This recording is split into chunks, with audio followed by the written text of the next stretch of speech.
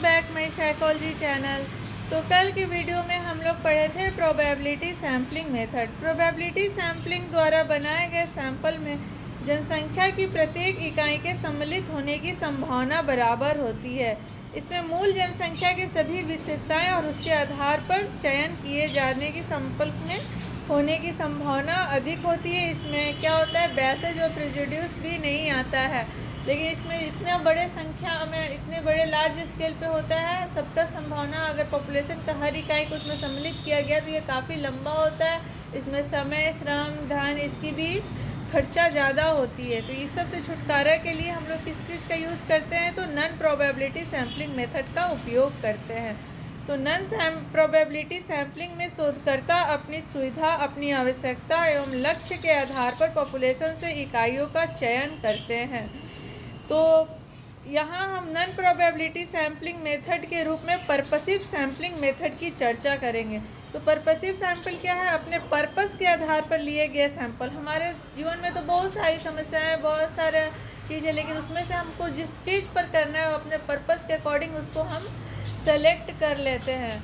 अगर हम लोग सिर्फ आदिवासी का, अगर हम लोग एजुकेशन, हम लोग झारखंड में रहते हैं, तो हम लोग आदिवासी का कि जो एजुकेशनल लेवल है कि शिक्षित है कि अशिक्षित है, उनका अगर हम चयन करेंगे तो हम लोग जो पूरे झारखंड में सिर्फ आदिवासी के जनसंख्या को नहीं, उसके एजुकेशन पर अध्ययन करेंगे, उसके खान पान पे, उसके रीति रिवाज पर अध्ययन नहीं करेंगे। उसका पर्पस सिर्फ रहेगा कि वो सिर्फ हम एजुकेशन को ही सेलेक्ट करें और देखें कि उराव कितना शिक्षित है, आपका मुंडा कितना शिक्षित है, करकट्टा कितना शिक्षित है, संथाली कितना शिक्षित है, हो कितना शिक्षित है।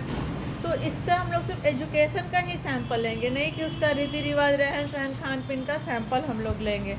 तो पर्पसिव सैम्पलिंग क्या कहते हैं, देखते हैं। जब कोई शोधकर्ता किसी विशेष उद्देश्य को सामने रखकर पॉपुलेशन में से जानबूझकर किन्हीं विशेष इकाइयों का ही चुनाव करते हैं। जैसे अभी बोले कि हम लोग आदिवासी का अगर एजुकेशन का चयन करते हैं तो सिर्फ विशेष करके हम लोग सिर्फ एक ही पर्पस को सेलेक्ट करें, तो वही लिखा है कि किन्हीं विशेष इकाइयों का ही चुनाव करते हैं। तो इस प्रकार के सैम्पलिंग को पर्पसिव सैम्पलिंग मेथड कहा जाता है।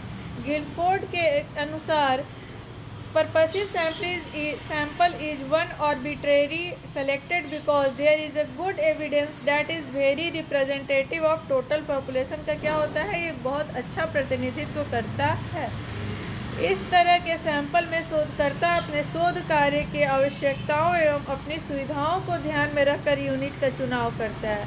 अब इसमें सब कुछ का वो नहीं चुनाव करेगा, जिसका वो यूज़ है उसमें अब जनरल ओबीसी का नहीं करेगा। हम लोग का सिर्फ एसटी करना है, आदिवासी का करना है, तो सिर्फ आदिवासी का ही इसमें सैंपल लेंगे और बाकी सबको क्या करेंगे, साइड कर देंगे, उसका नहीं सैंपल लेंगे।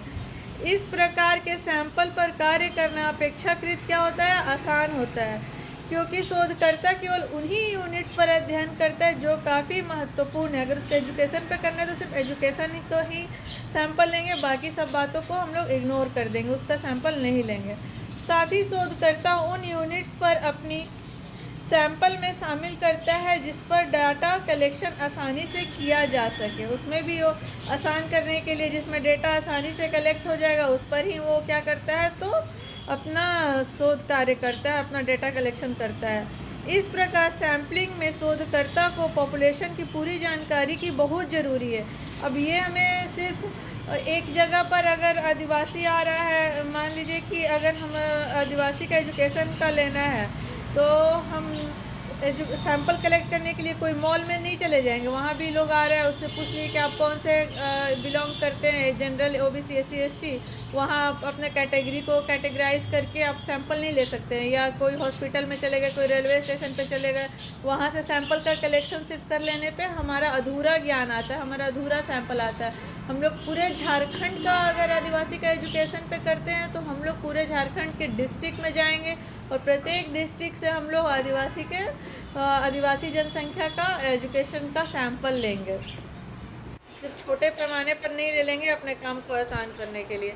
इस प्रकार सैम्पलिंग में शोधकर्ता को पॉपुलेशन की पूरी जानकारी बहुत ज़रूरी है, जैसा कि अभी बताया, अन्यथा सैंपल का रिप्रेजेंटेटिव वैल्यू कम हो जाएगी। अगर हम पूरे झारखंड के डिस्ट्रिक्ट वाइज, ब्लॉक वाइज अगर हम उसको बांट करके अच्छे से सैंपल लेंगे तो फिर उसका सैंपल क्या आएगा, वैलिड आएगा, नहीं तो वो ख़राब हो जाएगा। किसी हम बड़े स्थान पर चले गए और वहाँ से कलेक्ट कर लिए सिर्फ, तो एक ही प्रकार का आएगा, या तो शहरी आएगा या तो गरीबी आएगा, मतलब शहर का आएगा या फिर गांव का आएगा। लेकिन हम लोग को क्या करना है, पूरे अगर हम सिर्फ झारखंड का आदिवासी का एजुकेशन का ले रहे हैं तो पूरे झारखंड को डिस्ट्रिक्ट, सब डिस्ट्रिक्ट, ब्लॉक इस सब में बाँट करके, अनुमंडल इसमें ब्लॉक बाँट करके फिर उसका हम लोग एजुकेशन का सैंपल लेंगे। इस संदर्भ में एडॉल्फ जॉनसन ने लिखा है, इकाइयों के समूहों में से एक समूह को इस प्रकार चुनना है कि चुने हुए समूह मिलकर उन विशेषताओं के संबंध में यथासंभव वही औसत अथवा अनुपात प्रदान करे जो समग्र में है और जिनकी जानकारी पहले से हो जाए। अभी इसी बात का चर्चा करे थे ऊपर, तो अभी हम लोग इसका मेरिट्स देखेंगे कि मेरिट्स क्या है पर्पसिव सैम्पलिंग का। तो पर्पसिव सैम्पलिंग का व्यवहार मनोवैज्ञानिक शोधों के साथ साथ राजनीति शास्त्र तथा अर्थशास्त्र में भी किया जाता है। ये सिर्फ मनोविज्ञान में नहीं किया जाता है, इसके साथ साथ कहाँ किया जाता है, राजनीति शास्त्र में भी किया जाता है और अर्थशास्त्र में भी किया जाता है। इसमें कुछ ऐसे गुण हैं जो किसी अन्य सैम्पलिंग टेक्निक में नहीं पाए जाते हैं, और ये गुण क्या क्या है देखते हैं। पर्पसिव सैम्पलिंग टेक्निक में सरलता का गुण पाया जाता है। सरलता के क्यों गुण पाए जाते हैं? क्योंकि उसमें हम अपने उद्देश्य को सेलेक्ट कर लेते हैं, उद्देश्य से भटकते नहीं है, सबको सम्मिलित नहीं करते, जो जो हमारे पर्पस के अकॉर्डिंग है उसी सैंपल को हम लोग यूज़ करते, उसी को अपने सैंपल में इंक्लूड करते हैं और वो छोटा हो जाता है। सरलता का गुण पाया जाता है। शोधकर्ता बहुत आसानी से अपने उद्देश्यों के अनुसार जनसंख्या से इकाइयों का चयन कर सैंपल का निर्माण कर लेते हैं। कार्लिंगर 2002 ने भी माना है कि इस तरह की सुविधा ना ही रैंडम सैम्पलिंग टेक्निक में है और ना ही स्ट्रेटिफाइड सैम्पलिंग में है। इस सैम्पलिंग में चूँकि रैंडम सैम्पलिंग की प्रक्रिया नहीं है, इसलिए इसमें क्या होता है, समय कम लगता है, खर्च कम लगता है, श्रम भी कम लगता है और आसानी से शोधकर्ता अपना सैंपल तैयार करता है। रैंडम सैम्पलिंग में तो समय, श्रम और धन का काफ़ी खर्चा हो जाता है, क्योंकि प्रत्येक इकाई को उसमें सम्मिलित करना होता है। इसमें तो प्रत्येक इकाई को सम्मिलित करना नहीं होता है, इसमें अब पर्पस के अकॉर्डिंग उसको सेलेक्ट कर लेना होता है। तीसरा क्या इसका गुण होता है, इस सैम्पलिंग मेथड में फ्लेक्सिबिलिटी का गुण पाया जाता है। शोधकर्ता पर कोई प्रतिबंध एवं दबाव नहीं रहता है। शोधकर्ता अपनी सुविधा से रिसर्च डिजाइन के अनुसार सैंपल का चयन कर लेते हैं। पर्पसिव सैम्पलिंग के आधार पर सैंपल के चयन के लिए किसी विशेष अनुभव या प्रशिक्षण की भी आवश्यकता नहीं होती। कम अनुभव के बावजूद भी आप उसको सेलेक्ट कर सकते हैं, अपने अनुरूप सैंपल का चयन कर लेते हैं। और इतने सारे गुण हैं तो इनमें कुछ खामियां भी होंगी, तो खामियां को देखते हैं क्या क्या है। तो लिमिटेशन ऑफ पर्पसिव सैम्पलिंग क्या है, पर्पसिव सैम्पलिंग का हानि ये है कि, खामियां ये है कि इस मेथड में ज़्यादातर शोधकर्ता पर्सनल बैच में भी शामिल हो जाते हैं। पर्सनल बैच कैसे आते हैं कि एक ही जगह पर गए और मान लीजिए किसी का सैंपल लेना है तो वो सैंपल अपने ही घर से ले लेंगे। अगर हमारे घर में, अगर हम आदिवासी, हमारे घर में कोई टीचर आ रहा है तो उसका एजुकेशन लेवल का हम लोग ले लेंगे। अगर हम खुद टीचर हैं, मेरे घर स्टूडेंट आ रहा है पढ़ने, तो हम वहीं के स्टूडेंट के एजुकेशन का ले लेंगे सैंपल। तो ये हम क्या करें, इसमें हमारा पर्सनल बैच आ गया। तो हम तो घूम घूम कर सैंपल कलेक्ट नहीं किए, जो जो आसानी से आ गया उसी सैंपल को कलेक्ट कर लिए, तो इससे हमारे क्या होता है, पर्सनल बैच आ जाता है। प्रायः शोधकर्ता को संपूर्ण पॉपुलेशन का पूर्ण ज्ञान नहीं होता है और इस प्रकार के सैम्पलिंग के लिए यह जरूरी है कि संपूर्ण पॉपुलेशन का समुचित ज्ञान हो। जैसे कि अभी बताया थे कि एजुकेशन के लिए हम लोग पूरे झारखंड को डिस्ट्रिक्ट, सब डिस्ट्रिक्ट, ब्लॉक, अनुमंडल ये सब में बांट करके हर जगह जा करके हम लोग आदिवासी का एजुकेशन का सैंपल लेंगे। तो क्या होगा, इसमें हमको मतलब पूरा संपूर्ण ज्ञान होना चाहिए, नहीं तो क्या हो जाएगा, बैसेज आ जाएगा इसमें। इस विधि में सैम्पलिंग एरर को ज्ञात करने तथा उसका अनुमान करने का कोई आधार नहीं था, क्योंकि इसमें रैंडम के सैम्पलिंग के जैसा हम लोग स्टैटिस्टिक्स नहीं यूज़ करते, तो स्टैटिस्टिक्स यूज़ नहीं करते तो इसमें एरर आ जाता है। इसमें रिलायबिलिटी और वैलिडिटी का भी अभाव पाया जाता है, क्योंकि इसमें हम लोग कोई स्टैटिस्टिक्स यूज़ नहीं करते हैं। इस तरह हम देखते हैं कि सैम्पलिंग के कई प्रकार हैं और हम अपने आवश्यकता और अनुरूप से टेक्निक का यूज़ करके सैंपल का निर्माण करते हैं। और इसी में एक हम नॉन प्रोबेबिलिटी में ही एक कोटा सैम्पलिंग होता है। अभी हम लोग क्या पढ़े थे नॉन प्रोबेबिलिटी में? Purposive sampling. और इसी का एक दूसरा मेथड क्या है? तो कोटा सैम्पलिंग। तो कोटा सैम्पलिंग क्या है देखते हैं। कोटा सैम्पलिंग एक अमेरिका में समय, श्रम एवं धन की बचत के दृष्टिकोण से किया गया एक प्रयोग है। इसे कोटा सैम्पलिंग कहते हैं। तो कोटा सैंपल में पॉपुलेशन और यूनिवर्स में विद्यमान विभिन्न प्रकार के तथ्यों को उसी अनुपात में पॉपुलेशन और यूनिवर्स में लिया गया है जो सैंपल में शामिल कर लिया जाता है। अर्थात कोटा सैंपल का ध्येय इस प्रकार का सैंपल का चयन करना है कि समग्र का सच्चा प्रतिरूप हो जिसके बारे में जनरलाइजेशन करना है। और कोटा सैम्पलिंग क्या है? एक नॉन प्रोबेबिलिटी सैम्पलिंग मेथड है। पूर्व निर्धारित संख्या या इकाइयों के अनुपात के गैर यादृच्छिक चयन पर निर्भर करती है। इसे क्या कहा जाता है? तो कोटा सैम्पलिंग कहा जाता है। कोटा सैम्पलिंग का उद्देश्य क्या है? यह निर्धारित करना है कि इस आपके सैंपल में क्या या कौन करना शामिल है।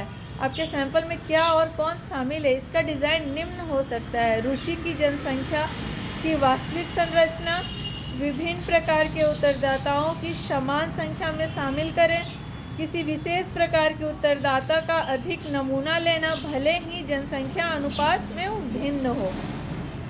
अब इसका हम लोग मूल्यांकन देखते हैं कि मूल्यांकन क्या है। अगर कोटा सैम्पलिंग के संबंध में निम्न बातों पर ध्यान नहीं दिया जाए तो कोटा सैम्पलिंग में अनेक खामियां उत्पन्न हो जाती हैं। पहला, यदि इंटरव्यूअर को उसकी अपनी इच्छा पर छोड़ दिया जाए तो उसे अपने स्वयं के उपायों की प्रयोग करने की स्वतंत्रता हो तो अनेक डिमेरिट्स की संभावना हो सकती है और वह अपने मित्रों का ही इंटरव्यू कर लेगा। वो दूसरे जगह नहीं जाएगा और उसको इंटरव्यू कहाँ कर लेगा? अपने ही मित्र, अपने ही परिवार के लोगों पर कर लेगा। दूसरा क्या होगा? यदि इंटरव्यूअर विभिन्न कोटा को भरने के लिए राह चलतों को रोककर इंटरव्यू लेता है तो ऐसी अवस्था में वह केवल उन्हीं क्षेत्रों पर ध्यान देगा जहां पर अधिक जनसंख्या हो। कहाँ कहाँ अधिक जनसंख्या होता है? तो मनोरंजन स्थल, पार्क रहेगा, रेलवे स्टेशन रहेगा, बड़ा मॉल रहेगा, शहर रहेगा।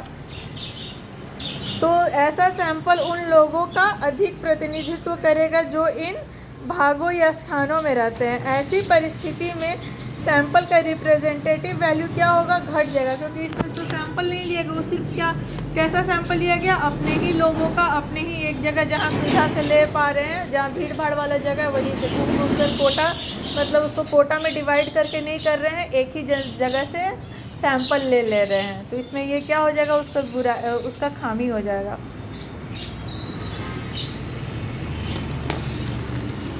इस तरह स्पष्ट है कि भले ही समय, श्रम एवं धन के दृष्टिकोण से यह विधि उपयोगी है परंतु इसमें प्रेजुडिस एवं बैसेज के समावेश होने का भय बना रहता है। लेकिन अगर इंटरव्यूअर एजुकेटेड तथा ट्रेंड हो तो उसे पॉपुलेशन का सही जानकारी हो तो वो विभिन्न ग्रुप में उनसे संबंधित सूचनाओं को वेटेज द्वारा सही कर सकता है। वह विभिन्न ग्रुप में जिन महत्वपूर्ण सैंपल की उपेक्षा की गई हो वह अपने अनुभव से लाभ उठाकर इस प्रकार का सैंपल का चयन कर सकता है। तो अभी हम लोग क्या पढ़े हैं? अभी हम लोग पढ़े नॉन प्रोबेबिलिटी सैम्पलिंग, और नॉन प्रोबेबिलिटी में हम लोग 2 सैंपल मेथड पढ़े। पहला पर्पसिव सैम्पलिंग मेथड, दूसरा कोटा सैम्पलिंग मेथड, और ये दोनों एग्ज़ाम के दृष्टिकोण से बहुत ही काफ़ी इम्पॉर्टेंट है।